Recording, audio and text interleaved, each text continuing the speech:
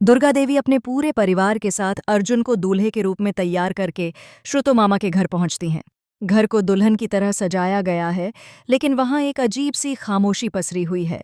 सामने मंडप में एक लड़की लाल जोड़े में लंबा घूंघट ओढ़े शांत बैठी थी। दुर्गा देवी ने पहले ही सबको चेतावनी दे दी थी कि कोई भी शादी से पहले दुल्हन का चेहरा देखने की कोशिश नहीं करेगा। मुंह दिखाई की रस्म फेरों के बाद होगी। यह सुनकर अर्जुन का दिल बैठ जाता है। उसे लगता है कि उसकी माँ ने सच में किसी और को उसकी जिंदगी पर थोप दिया है। रस्में शुरू होने ही वाली होती हैं कि तभी आहाना का सब्र टूट जाता है। अपनी गलती का गहरा एहसास उसे अंदर तक हिला देता है। उसे लगता है कि उसके अहंकार ने आज अर्जुन को हमेशा के लिए उससे दूर कर दिया। वह दौड़कर सबके बीच आती है और दुर्गा देवी व अर्जुन के सामने हाथ जोड़कर खड़ी हो जाती है। उसकी आंखों से आंसू बह रहे होते हैं। कांपती आवाज में वह कहती है, अर्जुन, माँ, मुझे माफ़ कर दीजिए। मैंने बहुत बड़ी गलती की। मैंने कभी झुककर इस रिश्ते को बचाने की कोशिश नहीं की। मैंने सिर्फ अपनी जिद देखी। अगर हो सके तो मुझे माफ़ कर दीजिए। अहाना की यह टूटी हुई हालत देखकर पत्थर दिल भी पिघल जाए। अर्जुन भी तड़प उठता है। वह आगे बढ़कर कहना चाहता है, अहाना, तुम्हें माफ़ी मांगने की ज़रूरत नहीं। गलती मेरी भी थी। लेकिन इससे पहले कि वह कुछ कह पाता, दुर्गा देवी उसे हाथ के इशारे से चुप करा देती हैं। अपने प्लान पर अडिग दुर्गा देवी बेहद कठोर स्वर में कहती हैं, बस, अब इन आंसुओं का कोई मोल नहीं। अब पछताए होत क्या, जब चिड़िया चुग गई खेत। मुहूर्त निकल रहा है, पीछे हटो।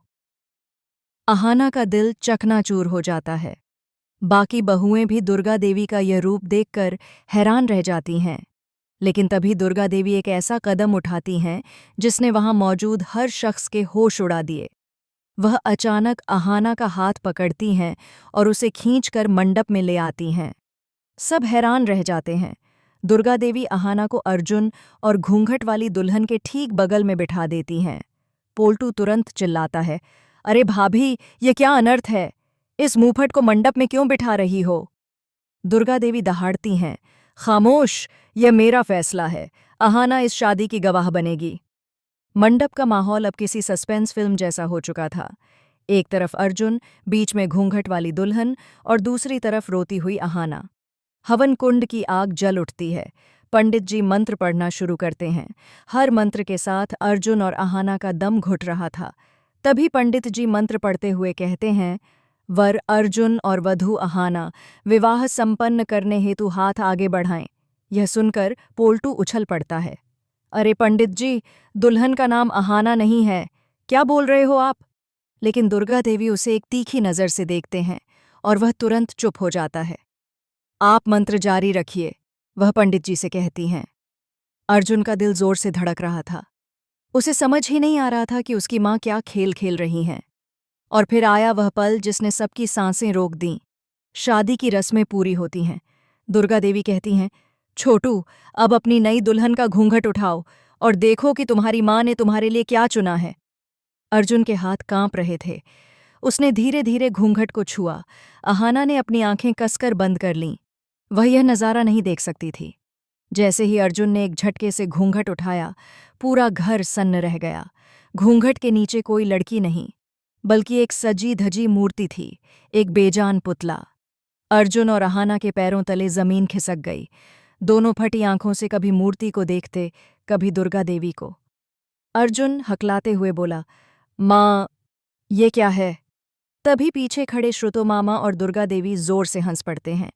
दुर्गा देवी आगे बढ़कर अर्जुन और अहाना के सिर पर हाथ रखती हैं और कहती हैं, अरे पागलों, तुम्हें क्या लगा मैं अपने जीते जी तुम्हारा घर टूटने दूंगी? मैंने ये नाटक सिर्फ तुम्हारा अहंकार तोड़ने के लिए किया। मुझे देखना था कि तुम एक दूसरे के बिना जी सकते हो या नहीं, और देखो, तुम दोनों तड़प उठे। सच्चाई सामने आते ही अर्जुन और अहाना का सारा दुख और सारी शिकायतें आंसुओं में बह गईं। उन्हें विश्वास नहीं हो रहा था कि उनकी माँ ने उन्हें मिलाने के लिए इतना बड़ा खेल खेला। अर्जुन ने अहाना का हाथ थाम लिया। अहाना ने दुर्गा देवी के पैर पकड़ लिए। घर की बहुएं, जो अब तक दुर्गा देवी को विलेन समझ रही थीं, दौड़कर आईं और उन्हें गले लगा लिया। उन्होंने कहा, माँ, आपने तो कमाल कर दिया। हम बेकार ही आपको गलत समझ रहे थे। अर्जुन ने सबके सामने अहाना को गले लगाया और कहा, मैं कसम खाता हूं, अब कभी तुम्हें खुद से दूर नहीं जाने दूंगा। अहाना भी मुस्कुरा उठी। पूरा घर खुशियों से गूंज उठा।